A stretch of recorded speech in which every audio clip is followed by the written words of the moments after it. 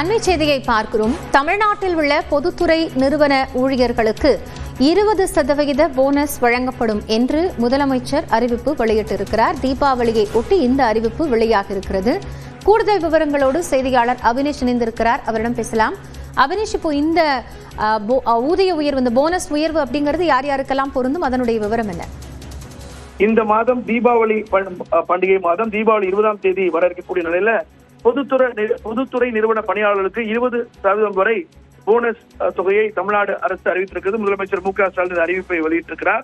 குறிப்பாக திருத்தப்பட்ட போனஸ் சட்டம் 2015 படி மிகை ஊதியம் பெற தகுதியான சம்பள உச்ச வரம்பு 21,000 எனவும், இதன்படி மிகை ஊதியம் கணக்கிட மாதாந்திர சம்பள உச்ச வரம்பு 7,000 எனவும் குறிப்பிடப்பட்டுள்ளது. எனவே இந்த உச்ச வரம்பை தளர்த்தி அனைத்து சி மற்றும் ஜி பிரிவு பொதுத்துறை நிறுவனங்களில் பணிபுரியும் தொழிலாளர்கள் மற்றும் பணியாளர்களுக்கு 2024-25ஆம் ஆண்டுக்கான மிகை ஊதியம் மற்றும் கருணை தொகை என்பது தற்போது அறிவிக்கப்பட்டிருக்கிறது.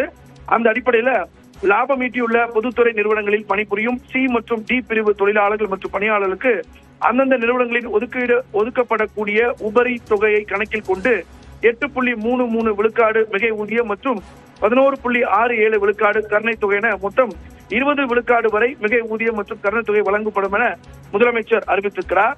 தமிழ்நாடு மின் பகிர்மான கழகம், தமிழ்நாடு அரசு போக்குவரத்து கழகங்கள், தமிழ்நாடு நுகர்பொருள் வாணிப கழகம் ஆகிய பொதுத்துறை நிறுவனங்களில் மற்றும் தமிழ்நாடு பால் உற்பத்தியாளர் கூட்டுறவு இணையத்தின் பணிபுரியும் தகுதியுடைய சி மற்றும் டி பிரிவு தொழிலாளர்கள் மற்றும் பணியாளர்களுக்கு 8.33 விழுக்காடு மிகை ஊதியம் மற்றும் 11.67 விழுக்காடு கருணை தொகை என மொத்தம் 20 விழுக்காடு மிகை ஊதியம் மற்றும் கருணை தொகை வழங்கப்படும் என இந்த அறிவிப்புல அறிவிக்கப்பட்டிருக்கிறது. ஒதுக்கக்கூடிய உபரி தொகை இல்லாத பொதுத்துறை நிறுவனங்களில் பணிபுரியும் சி மற்றும் டி பிரிவு தொழிலாளர்கள் மற்றும் பணியாளர்களுக்கு 8.33 விழுக்காடு குறைந்தபட்ச மிகை ஊதியம் மற்றும் 1.67 விழுக்காடு கருணை தொகை என 10 விழுக்காடு மிகை ஊதியம் மற்றும் கருணை தொகை வழங்கப்படும் எனவும் அறிவிக்கப்பட்டிருக்கிறது. தமிழ்நாடு வீட்டு வசதி வாரியம் மற்றும் சென்னை குடிநீர் வழங்கல் மற்றும் கழிவுநீர் அகற்று வாரியம் ஆகியவற்றில் பணிபுரியும் தகுதியுடைய சி மற்றும் டி பிரிவு பணியாளர்களுக்கு 8.33 விழுக்காடு மிகை ஊதியம் மற்றும் 1.67 விழுக்காடு கருணை தொகை வழங்கப்படும் எனவும் இந்த அறிவிப்புல போனஸ் குறித்த அறிவிப்புல அறிவிக்கப்பட்டிருக்கிறது.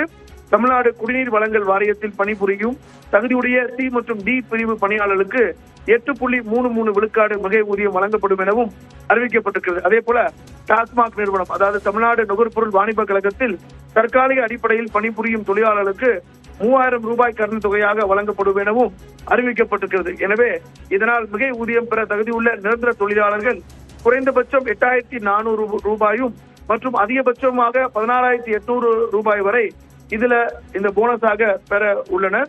மொத்தத்தில் தமிழ்நாடு அரசின் பொதுத்துறை நிறுவனங்களில் பணிபுரியும் 2,69,439 தொழிலாளர்களுக்கு மொத்தம் 376.03 கோடி ரூபாய் இந்த மிகை ஊதியம் மற்றும் கருணை தொகை என்பது வழங்கப்படும் என அறிவிக்கப்பட்டிருக்கிறது. நன்றி அபினேஷ், விவரங்களுக்காக.